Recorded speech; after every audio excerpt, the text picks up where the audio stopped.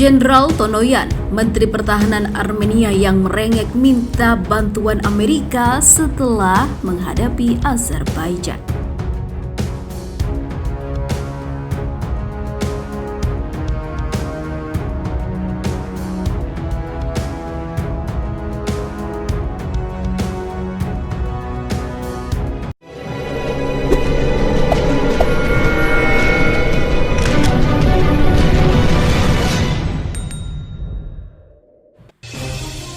Meskipun mengklaim telah berhasil memukul mundur pasukan militer Azerbaijan, ternyata tidak seperti itu faktanya.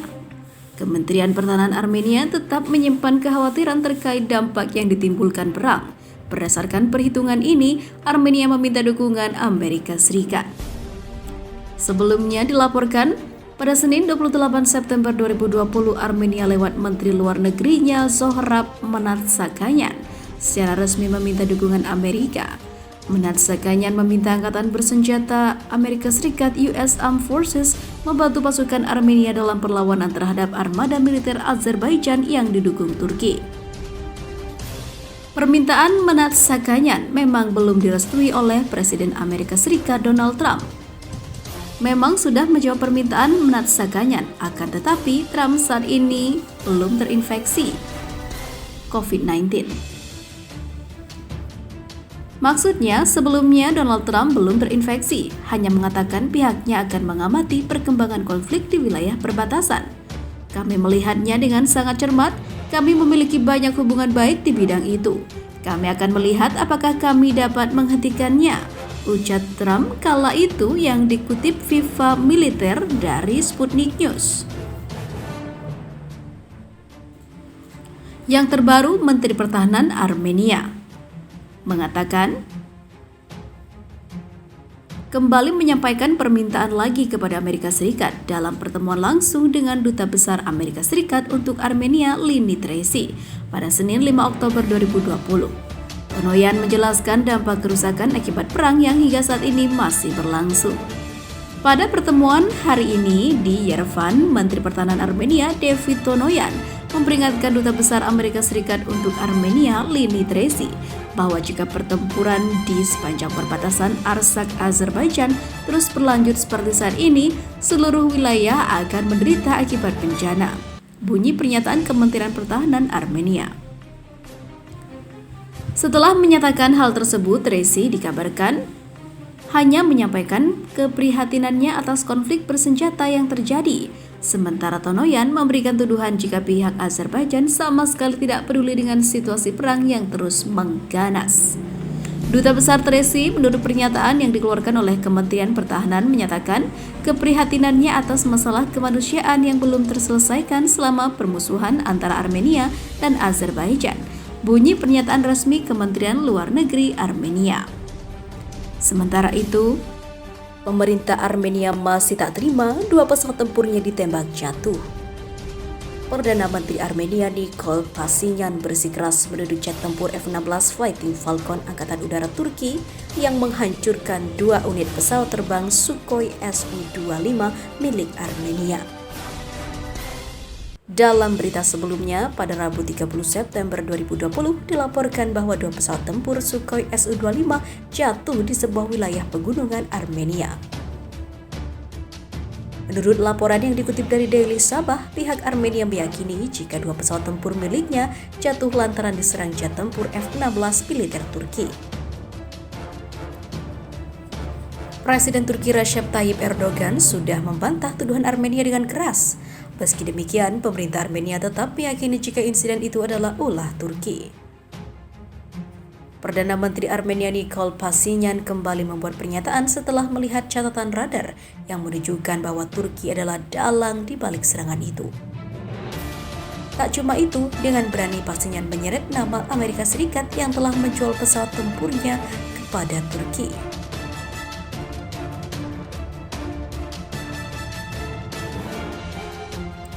Di sini, Anda bisa melihat bagaimana pesawat tempur Turki melanggar wilayah Armenia pada tanggal 27 dan 28 September 2020.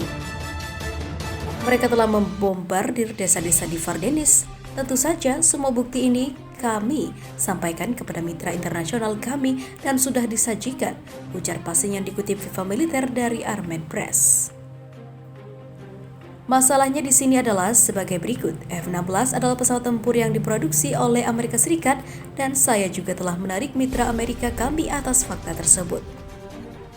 Sudahkah mereka membuat pesawat perang itu dan memberikannya kepada Turki sehingga bisa membom pemukiman sipil dan berperang melawan orang-orang yang mempertahankan kebebasannya sendiri, katanya. Seperti yang diketahui, pesawat tempur F-16 Fighting Falcon merupakan salah satu komoditi utama industri militer Amerika.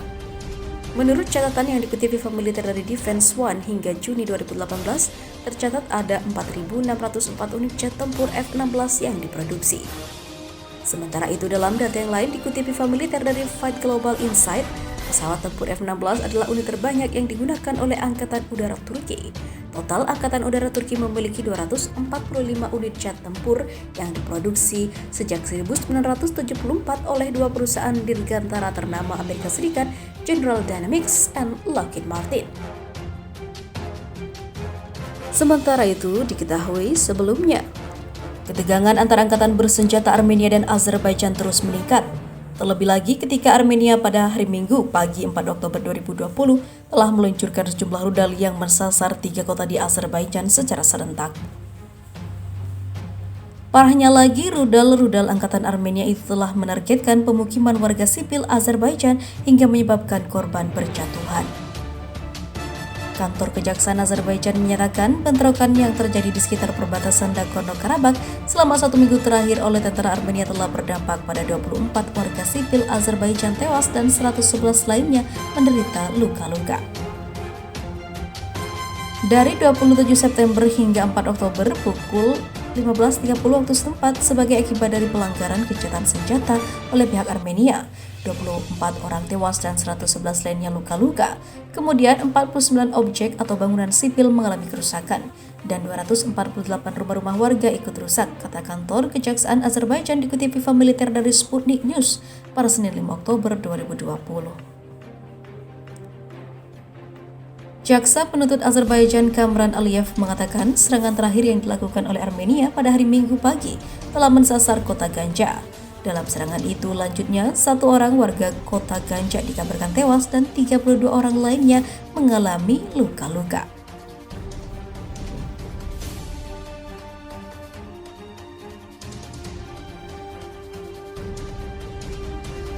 Pada tanggal 4 Oktober 2020, kota Ganja, kota terbesar kedua di Republik Azerbaijan dengan populasi lebih dari 500.000 telah menjadi sasaran tembakan roket angkatan bersenjata Armenia. Seorang penduduk kota Ganja tewas, 32 orang lainnya mengalami luka. Kerusakan signifikan telah menimpa infrastruktur kota tempat tinggal warga sipil, juga banyak yang ikut rusak, kata Kamran Aliyev. Menanggapi serangan roket yang mensasar pemukiman pada penduduk itu, Kementerian Luar Negeri Turki pun angkat bicara. Mereka menyebut bahwa serangan militer Armenia yang menargetkan warga sipil pada Minggu pagi ke kota Ganja di Azerbaijan itu merupakan pelanggaran terhadap Konvensi Jenewa. Serangan oleh Armenia terhadap penduduk sipil di Ganja, kota terbesar kedua di Azerbaijan, adalah manifestasi baru dari posisi melanggar hukum Armenia. Kami mengutuk serangan ini, kata Kementerian Luar Negeri Turki dalam pernyataan resminya. Menghadapi kekalahan di wilayah Azerbaijan yang diduduki, Armenia melanggar semua prinsip hukum kemanusiaan, terutama Konvensi Jenewa, dan menyerang pemukiman sipil di luar wilayah yang menjadi zona konflik karena pendudukan, tambahnya. Lebih jauh, pemerintah Turki mengatakan Armenia sebagai penghalang terbesar bagi terciptanya perdamaian di kawasan itu. Dia menegaskan pemerintah Turki akan selalu berada bersama Azerbaijan untuk membela diri berdasarkan hukum internasional dalam menghadapi Armenia. Ankara mendukung posisi Azerbaijan meskipun ada provokasi dari Armenia. Kami menggunakan hak untuk membela diri berdasarkan hukum internasional dalam batas-batas yang diakui secara internasional dan melakukan segala upaya untuk tidak merugikan penduduk sipil, tegasnya.